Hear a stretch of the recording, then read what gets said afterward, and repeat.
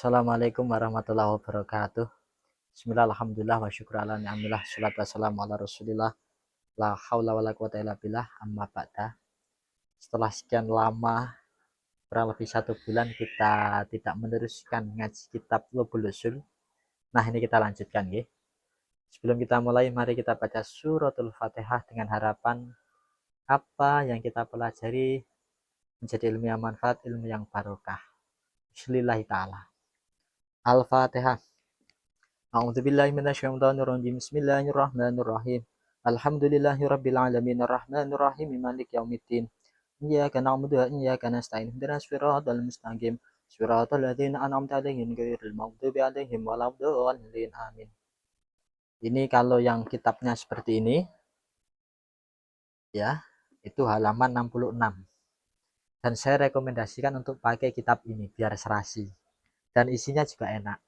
Kulosin melajari Lubul Usul, saya dulu belajar Lubul Usul ya pakai kitab ini. Bismillahirrahmanirrahim. Qala al-musannifu rahimahullahu taala wa nafa'ana bi wa bi ulumi fid dharaini amin. Al-ashah anna waqtal maktubati jawazan waqtun li adaiha. Al-ashah utai miturut kaul ashah iku anna waqtal maktubati sak temene wektu maktubah salat 5 wektu jawazan kelawan menang iku waktun wektu li adaiha kaduwe nekani maktubah. Jadi gampangannya waktu jawas itu masih dianggap waktu ada. Kan ada waktu fadilah, waktu jawas, waktu karoha, waktu tahrim.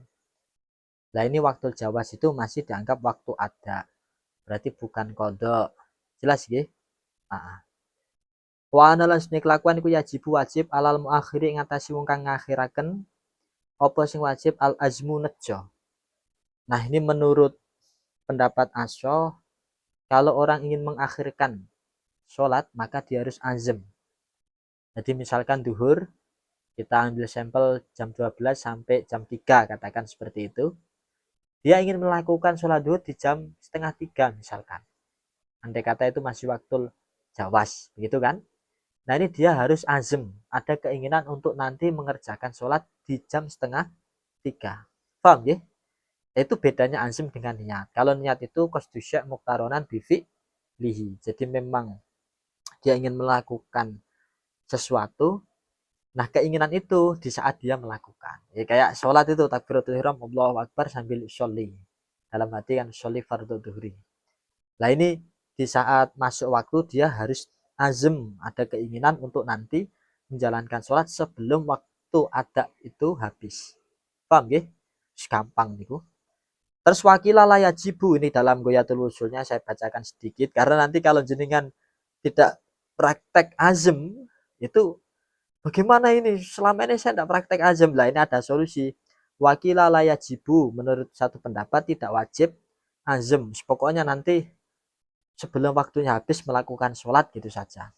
Jadi tidak wajib azam karena iktifaan bil fi'li. Dan pendapat ini diunggulkan oleh kitab Jam'ul Jawame'.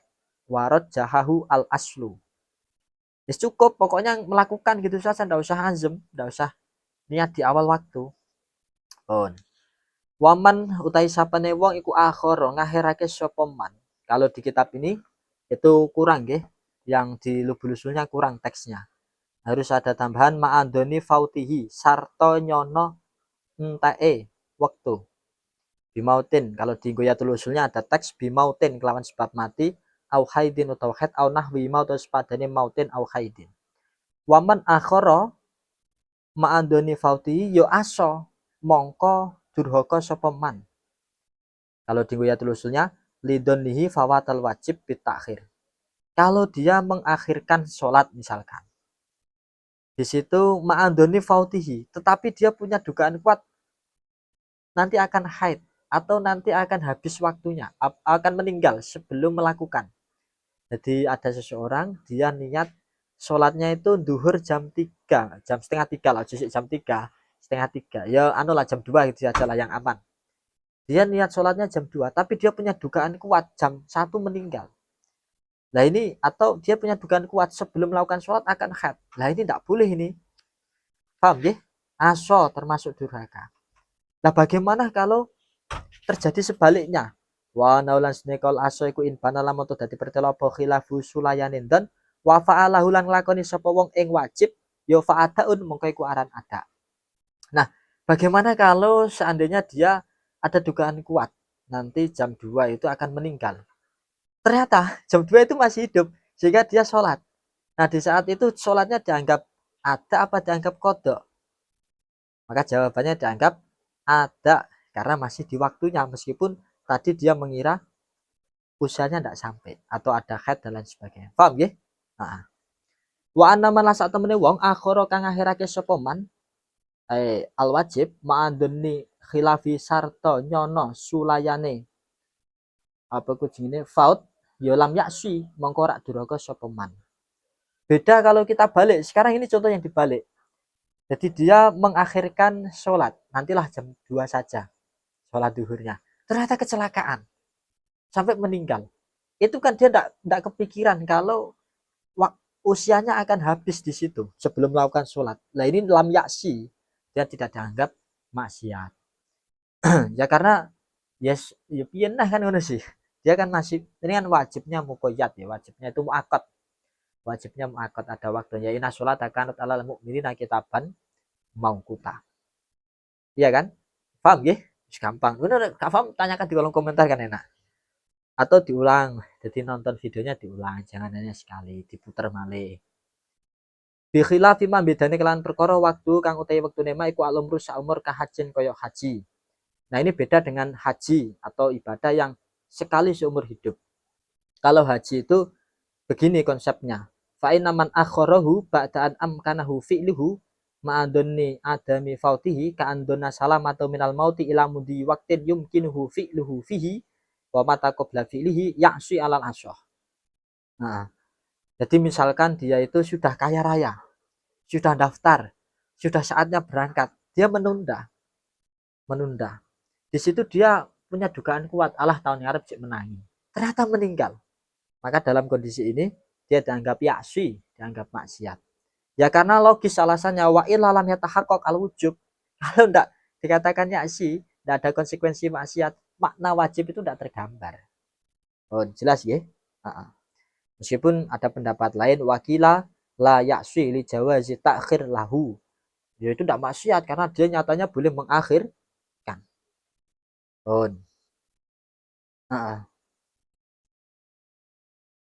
Mas'alatun al-makdur utai perkara kang den kuasani aladi kang layatimu kang ora bisa sampurna apa wajib perkara wajib al-mutlaku kang mutlak illa bihi angin kelawan. Al-makdur iku wajibun wajib filaso yang dalam miturut kaul aso. Oh niki gampang niki. Sesuatu yang wajib kalau tidak bisa terrealisasi kecuali dengan perkara lain, maka perkara lain itu sama hukumnya dengan sesuatu yang wajib. Sababan kana au syarton. Ini penting ya, tafsir ini penting. Jadi jangan dibuat-buat sendiri. Sababan kana au syarton. Kalau sholat tidak bisa terrealisasi tanpa wudhu, ya berarti wudhu hukumnya wajib. Ya, karena wudhu itu syaratnya sholat. Termasuk menutup aurat, menghadap kiblat. Atau sabab misalkan zawalus syams. Jadi masuknya waktu sholat itu kan disebabkan oleh tergelincirnya matahari itu. Itu sabab. Lah sabab dan syarat itu ya ada perbedaan, itu sudah kita bicarakan di materi sebelumnya. Jadi pokoknya hukumnya syarat itu ya harus dilakukan, hukumnya sabab harus dilakukan. Jadi tafsirnya malayatimu al wajib ilabi bahwa wajib ya syarat dan sabab. Atau kalau di sini bukan malayatimu al wajib ilabi bahwa wajib, tapi al makdur alladzi la yatimu al wajibu al mutlaku ilabi wajibun fil asoh. Jelas ya? Semudah itu kita ngaji usulul fikih. Ya tinggal mau mempelajari atau ndak. Belum rodok rekoso titik apa ora. Ya memang syaratnya wong alim ya kudu rekoso mosok. Ono to, masa ada orang pengen jadi orang alim tapi tidak mau belajar, tidak mau meningkatkan EQ-nya, tidak mau meningkatkan kualitas berpikirnya. Kalau tak andara mongko lamun to dadi angel apa tarku muharramin tinggal perkara kang den haramaken ila bitarki nggoirihi angin kelawan tinggal liyane muharram ya wajib mongko wajib apa Kalau tidak bisa meninggalkan sesuatu yang diharamkan kecuali dengan meninggalkan perkara lain, maka perkara lain itu juga harus ditinggalkan.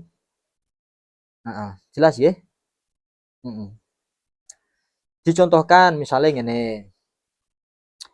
Kalau di Goyatul Usulnya itu falau ta'adzara takum muharramin ila bitarki ghairi minal jaizi kila kama in qalilin waqa'a fi baulun wajaba tarkun dalikal ghair litawaqqufi tarkil muharram alladhi huwa wajibun alaihi. Ada air satu satu cibuk ya. Nah, di situ kena air kencing 2 tetes, itu kan kurang dari 2 kolah. Maka itu ada campur antara sesuatu yang boleh digunakan untuk sesuci dan yang tidak boleh. Nah ini karena kita tidak bisa menghindari air kencing itu yang di dalam satu cibuk, maka satu cibuk dihukumi najis semua. Itu contohnya seperti itu. Ada yang mencontohkan seperti itu. Atau awis tabahat utawa dadi campur, dadi serupa. Apa halilatun wadon kang halal den nikah. Bi ajnabiyatin kelan wadon kang apa halilatun wadon halal bi ajnabiyatin kelan wadon liya ya hurimata. Mengko den haramake apa karo-karone halilah kali ajnabiyah. Kok niki gampang niki. Ada seseorang yang ajnabiyah, bukan mahram. Berarti kan boleh dinikah kan? Bukan mahram kan boleh dinikah. Lek muhrim itu orang yang ihram. Ada orang bukan mahram, berarti boleh dinikah. Nah, dengan seseorang yang dia itu masih mahram kita. Kita tidak tahu yang mana yang mahram kita, yang mana yang bukan mahram. Berarti dua-duanya tidak boleh dinikah. Jelas ya? Ya karena untuk menghindari keharaman kita butuh meninggalkan sesuatu yang semestinya boleh kerjakan. Contoh lain, wa kama law tolakolan kaya oleh lamun toh nalak sapa wong muayyanatan ing wadon kang den tentuaken sumanasiha nuli keri-keri lali sapa wong ing muayyanah. Si A punya istri lebih dari satu. Tolak tuki, dia berkata seperti itu pada istrinya yang A, yang B gitulah. Dia lupa yang di talak itu yang B, yang C atau yang D. Nah, maka kalau seperti ini itu ya iya ngono niku. Hah? Ya ini contohnya dua ya. Jadi kama lautolako muayanatan min zaujataihi. Dua. Istrinya dua kalau di Wiyatul Usulnya. Fa innahuma yahrumani alaihi 5 marrah. Akhirnya dua-duanya malah tidak boleh itu. Oh, jelas ya? Heeh. Di kopi nirian. Sekedap ya tak mendet. Kopi niki. Bismillahirrahmanirrahim. Ben sekali buat video itu bisa panjang durasinya gitu. Mangke jenengan nunggu ndak lama. Nunggu lama, videonya hanya sedikit, materinya kan sopan nah ini kan oleh duduti lek di kopi masalah iki usul fikih jadi mikir tenan nah karo duduti di kopi nih waduh lah terus bagaimana hukumnya merokok di majelis ilmi kan itu menghina majelis ilmi kalau anda mengatakan itu menghina majelis ilmi haram tapi kalau itu bukan penghinaan tapi kebutuhan ya boleh gitu saja nah ini supaya kita ndak ngeluh mungkin ngajine usulul fikih kok ora gampang liku sing ngarep nong rokok dengan majelis ilmi kalau ulama oke itu sama-sama alimnya cuma beda tahqiqul manat. Nah sekarang itu enggak ya banyak orang di medsos enggak ngerti hukum menyalahkan was wallahu alam syawab.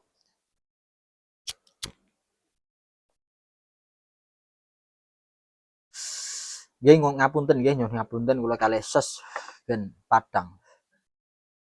Pun mutlakul amri utawi mutlake perintah iku la tanawal ora mergo apa mutlakul amri al makruh yang perkara makruh fil aswa yang dalam turut kaul aswa. Jadi kalau kita diperintah melakukan sholat sunnah, bagaimana kalau itu dilakukan di waktu-waktu makruh? Tidak boleh. Tidak masuk. Layak tanawalu. Maka kalau di oh iki ana gini. Wala tasyum rasa apa salat fil auqati dalam beberapa waktu al makruhati kang den makruhaken walau karata tangjian senajan makruh tangjian fil asah dalam menurut kaul asah. Jadi salat sunnah mutlak di waktu yang dimakruhkan. Misalkan setelah asar atau setelah subuh itu tidak dianjurkan meskipun pada dasarnya dianjurkan untuk salat sunnah mutlak tapi karena itu di waktu yang makruh perintah itu tidak aktif supaya enak ngeten iki. Kain kana mangolampun to ana iku lau kedue makro apa jihadane arah-arah loro. Lalu juma kang ora ana katetepan iku maujud bena main dalem antaraning jihadane ya tanawalahu mongko merkoleh apa makruh ing tanawalahu mongko merkoleh apa makruh ing tanawala mongko merkoleh apa mutlaqul amri ing makruh. Tanawala mengko merko apa mutlaqul amri ing makruh. Nggih nggih. Qat'an kelawan mesti finahyi tangzih dalam makruh tangjah walala solan miturut kaul asoh fitahrimin dalam makruh tahrim. Contohnya, fal aso mengerti miturut kaul aso iku siyatu salati saya salat fi magsubin ing dalam perkara kang den gosok wa ana lan sedune wong tulayu sapura den ganjar sapa wong. Enak ini. Contoh ya, ini murodnya gini, gampang ini. Kalau ada dua sudut pandang, tidak ada hubungannya, tidak ada keterikatan, maka bisa diakomodir, bisa diraih. Jadi mutlaknya perintah itu bisa mencakup perkara tersebut. Nah, ini kalau makrohnya itu makroh tangzih, maka perintah bisa aktif qat'an tanpa hilaf. Kalau nahinya itu makrohnya makroh tahrim, itu maka menurut kaul asoh masih aktif karena dua sudut pandang. Terus gampangnya gini sajalah saya contohkan biar tidak bingung. Nah, usul fikih terlalu murad nanti tidak bingung gini kan. Karena kita tidak ada diskusi di sini. Kalau ada diskusi enak. Contohnya gini loh. Sholat menggunakan sajadah yang digosok.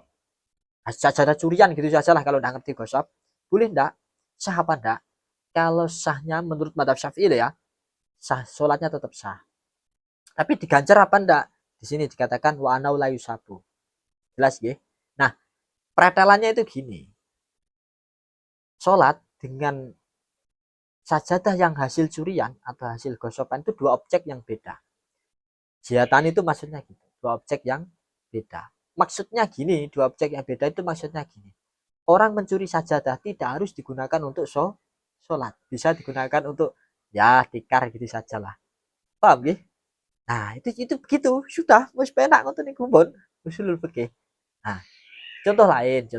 Misalnya ada orang sholat Jumat karena di masjid tidak muat masuk ke lahan orang lain tanpa izin. Pemiliknya tidak terima, itu namanya gosok. Itu namanya menguasai tanah orang lain. Nah, ini sholatnya bagaimana ketika di tanah orang lain yang kita tidak dapat izin?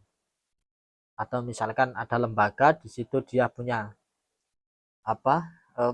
lembaga pendidikan di tanah yang itu serobotan. Wah itu ya, itu lembaganya ini mendirikan bangunan atas nama lembaga pendidikan kan bagus kan, yaitu kebagusan tetap baik, tetapi ini gosok, ini nyerobot kan tanah. Nah, itu seperti itu, gampang tadi supaya enak.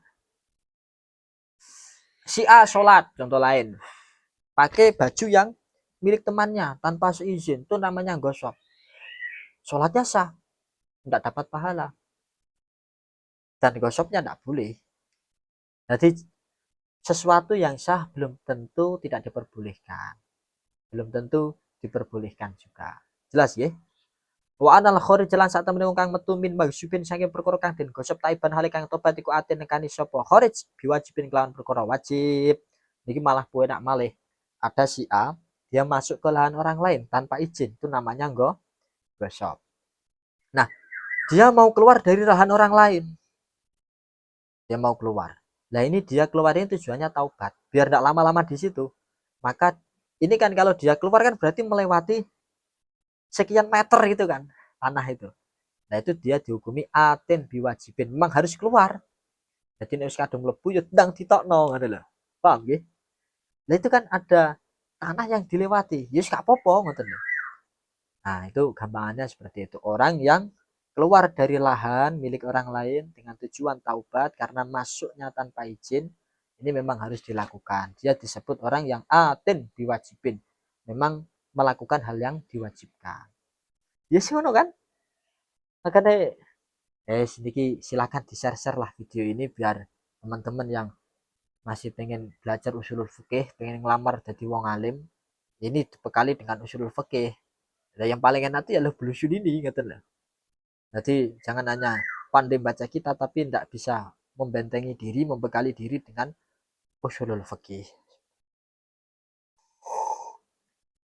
Alhamdulillah, monggo kalih di kopi inilah.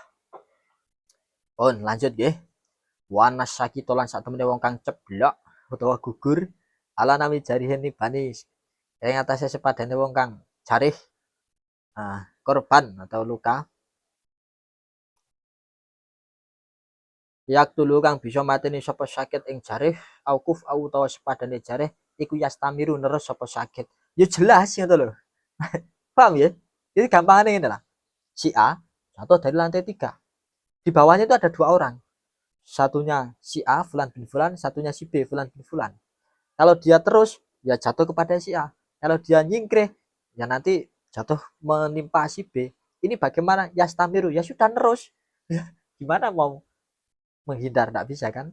Sakit kalau nawi jarihin. Sakit pakai kof dan tak, bukan sakit gigi.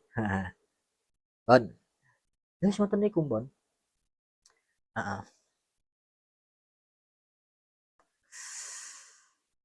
Alasannya ngoten ta, li anandoro la yuzalu bidoror, karena bahaya itu tidak bisa dihilangkan dengan sesuatu yang membahayakan. Menghilangkan bahaya pada si A tapi menimpakan bahaya pada si B itu tidak boleh. Itu niku alasannya. On. Al aso temtor kalase ku jawaju taklifi wenange taklif bil muhalik lan perkara kang muhal mutlakon kelawan mutlak. Wa wuku ahulan tumibane taklif bil muhal li ta'aluki ilmi lahi krana gumantunge oleh ngawruhine Gusti Allah bi adami wukuihi kelawan ora anane tumibane muhal. Fakot halib bloko.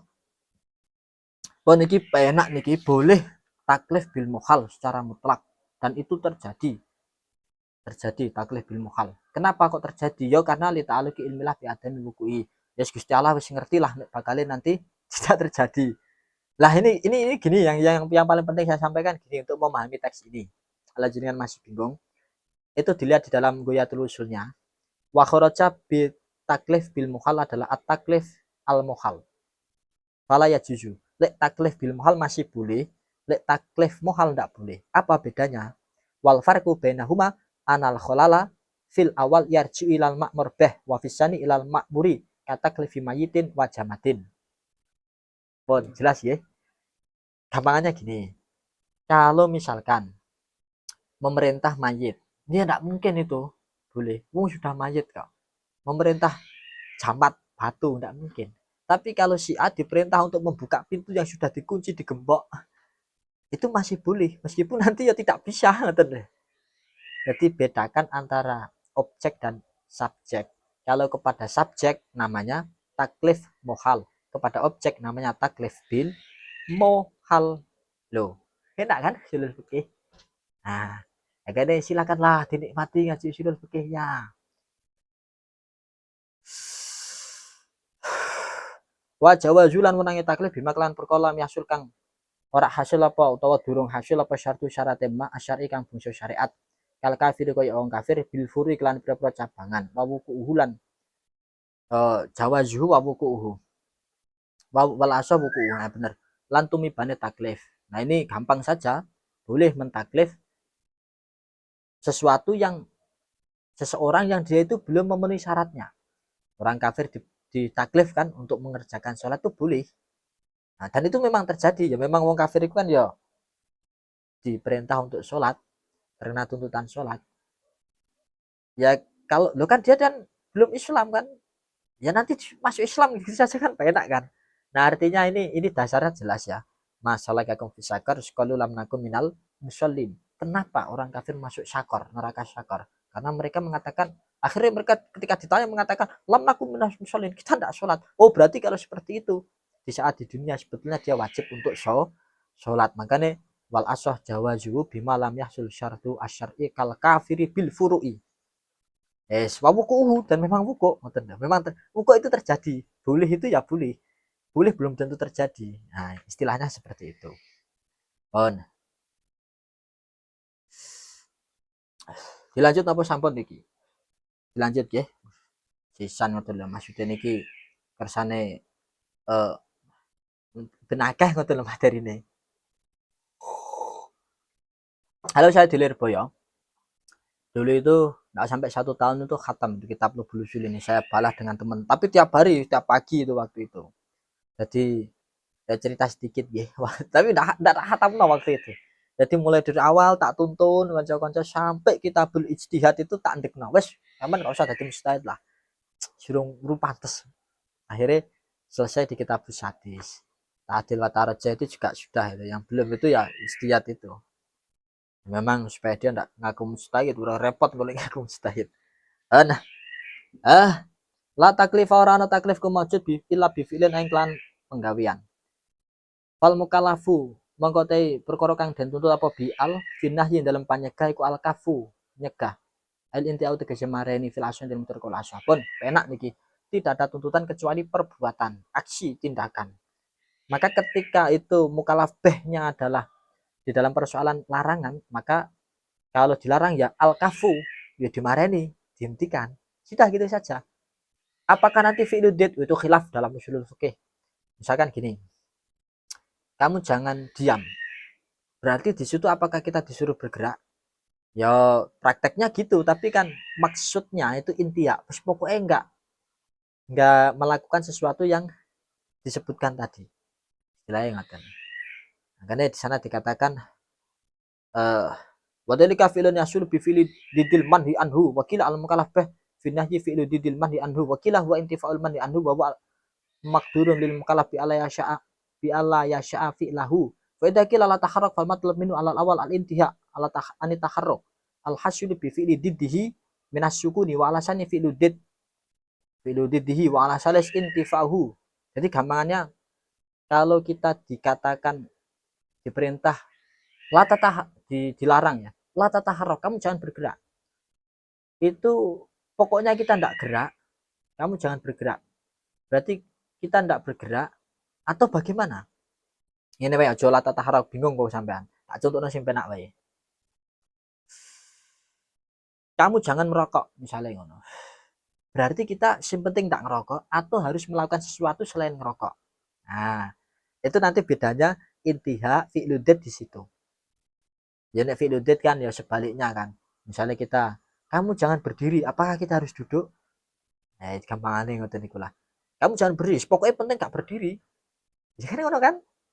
Penak niku silakan lah nanti jangan sendiri. Pokoknya kalau belum jelas silahkan ditanyakan di kolom komentar. Pernah saya kembalikan. Wal asahu ta mitur kala ku ana taklif sak temene taklif iku ya ta'ala ku gumantungan apa taklif bil fi'li kelawan penggawean qoblal mubasyaratin sak durunge nandangi pada tukhli waktu dalam sawise manjinge waktune. Fi'lun iklaman hale merohaken wa qoblahu lan dalam sadurunge ilzaman ya kudune ya pada duhulil waktu ya ilzaman halina tepaken wa qobla yang sadurunge duhulil waktu ilaman hale merohaken penak niki. Jadi anak taklif ya ta'alaku bil fi'li qoblal mubasyarah pada duhulil waktu ilzaman wa qoblahu ilaman wa ana lan setuhune saya tak jelasno tenang ae wa ana lan setuhune ilzam ku yastamiru terus apa ilzam halal basyaratin dalam tingkah nandangi. Kita ambil sampel, tak jelas no murate dengan contoh ya biar mudah. Duhur, waktu sholat duhur kita anggap jam 12. Kalau kita diperintah sholat sebelum jam 12 itu namanya iklam. Jadi info. Nah, namanya info. Tapi kalau sudah masuk waktu duhur namanya ilzam. Memang sudah keharusan. Kalau tadi itu iklam, memberitahu saja. Sebelum masuk waktu namanya iklam. Kalau sudah masuk waktu, di saat kita sudah masuk waktu namanya ilzam. Dan itu tetap disebut ilzam wa anau yastamiru halal mubasyarah. Di saat dia melakukan sholat duhur itu masih disebut ilzam. Lagi ngoten toh murate. Alasa teh surat alasa ku ana taklifa. 1 menit taklif ya susah apa taklif ma'a ilmil amir pun nggih. Muga-muga manfaat barokah. Ya kurang lebihnya mohon maaf dari saya dan saya mohon maaf sekali kalau mungkin penjelasannya bulat, tidak sopan, terlalu banyak guyon. Ya sing ngoten niku lah ngaji usulul fikih. Pokoknya semoga bermanfaat, kurang lebihnya saya mohon maaf. Ihdinas siratal mustaqim. Assalamualaikum warahmatullahi wabarakatuh. Al-Fatihah. A'udzubillahi minasyaitonir rajim. Bismillahirrahmanirrahim. Alhamdulillahirabbil alamin. Ar-Rahmanir-Rahim maliki yaumiddin. Iyyaka na'budu wa iyyaka nasta'in. Ihdinas siratal mustaqim. Siratal ladzina an'amta 'alaihim ghairil maghdubi 'alaihim waladdallin. Oke. Terima kasih atas partisipasinya. Kurang lebihnya mohon maaf. Semoga bermanfaat. Assalamualaikum warahmatullahi wabarakatuh.